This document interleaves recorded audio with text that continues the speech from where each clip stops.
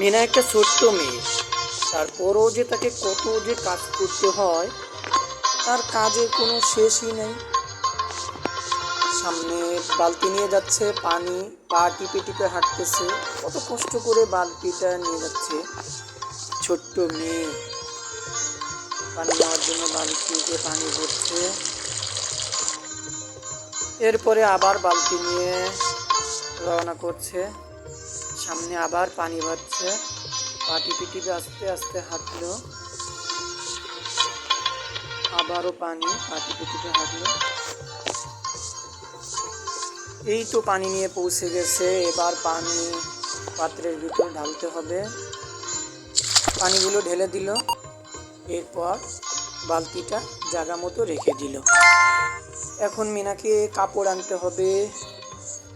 কাপড়গুলো এক এক করে নিয়ে আসতেছে, দৌড়ে দৌড়ে কত কাজ করে মিনা দেখেন। আরও একটা কাপড় নিয়ে আসলো, সেটাও রাখলো। এরপরে আরও একটা কাপড় নিয়ে আসলো, সেটাও রাখলো। তিনটা কাপড় সাবান দিয়ে সুন্দর করে কাচতেছে, সাবান মাখালো। এরপরে পানি দিল, আবারও পানি দিচ্ছে। এরপরে সাবানের প্রয়োজন, সাবান দিল, সাবান দিয়ে সুন্দর করে ধুইতেছে, আবারও সাবান দিচ্ছে। এরপর আবারও সাবান দিল। Good, complete. কাপড় ধোয়া কমপ্লিট হয়ে গেল। এরপর একটু স্বস্তিতে বসবে না, সেই সময়টুকু নেই, আবার প্লেট ধুইতে শুরু করলো। কিন্তু সমস্যা, এখানে বড় বড় ইঁদুর আছে, সেগুলো কামড়ে দিতে পারে, সেগুলো থেকেও মিনাকে সাবধান থাকতে হবে। দুদিক থেকেই বড় বড় ইঁদুরে আক্রমণ করছে বারবার। মিনা প্লেটগুলো খুব সযত্নে, কাচের প্লেটগুলো সযত্নে ধুইতেছে।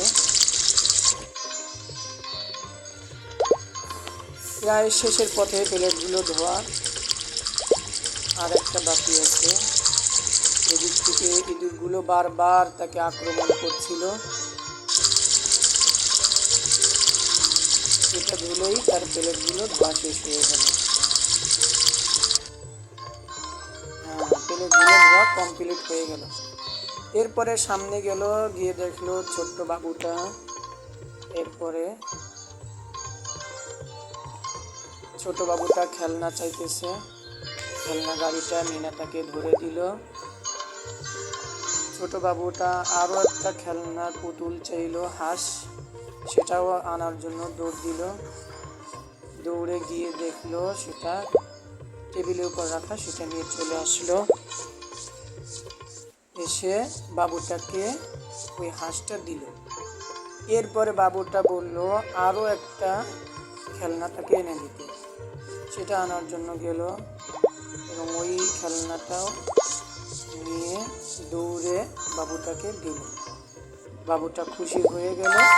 সকলে মিলে মিনার বাবা